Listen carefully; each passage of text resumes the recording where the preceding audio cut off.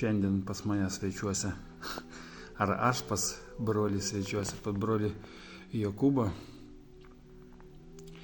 Ir klausimas pas mane kyla toks, dabar visa bažnyčia meldėsi pašaukimų, kad didėtų. Tai yra toks klausimas. Kas atitiko mūsų bažnyčiai, mūsų Europai, kad tų pašaukimų yra taip maža, jaunimas nenori eiti į seminarijos, į vienuolynus ir kaip geriausia būtų brolio atžvilgiu nuspręsta klausimą. Kaip nuspręsti? Man tokia mintis ateina, kad iš kur ateina iniciatyva, pavyzdžiui, melstis už pašaukimus. Ir mes matom, kad inicijuoja vyskupijos arba parapijos melstis už pašaukimus, bet ar tai ateina iš pačių žmonių, ar ne?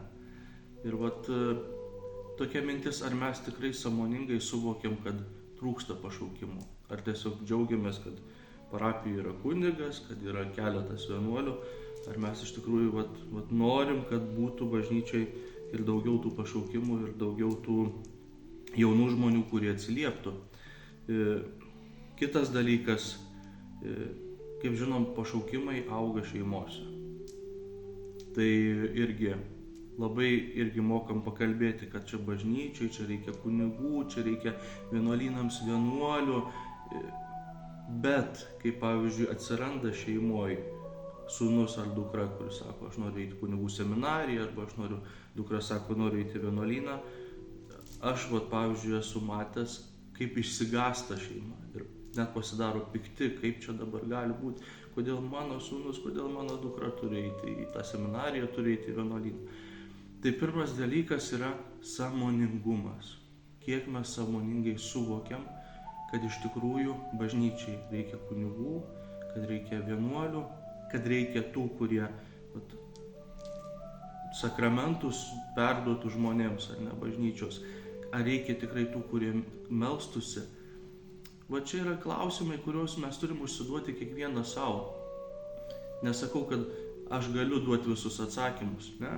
Kiekvieną savo užduodam šitą klausimą kaip bažnyčios nariai. Ar šiandien reikia bažnyčiai pašaukimų? Ir ar aš sąmoningai suvokiu, kad šito reikia.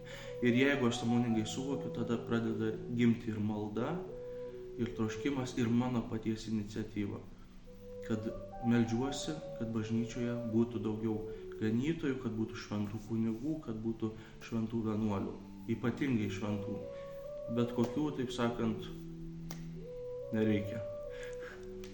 Dar vienas klausimas broliui. Sovietų laikais pašaukimų buvo daugiau, o mokykloje pasipriešinimas bažnyčiai buvo didesnis, ne? Sakykime, uždraudinėjo vaikščioti jauniems į bažnyčią. Ir dabar klausimas, gal pas mus dabar per gerą gyventi, gal reikia, kad vėl kiltų kažkoks pasipriešinimas bažnyčiai, kad vėl pakeltų tą visą mūsų dvasinį gyvenimą. Aš visą laiką prisimenu Jono Pauliaus II žodžius.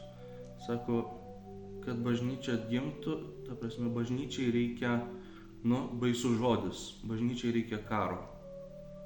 Kad žmonės sugrįžtų pas Dievą, reikia karo. Ar mums tikrai reikia karo? Man atrodo, nereikia mums karo, mums reikia tiesiog suvokti, kad mūsų bažnyčiai reikia dvasinio atgimimo.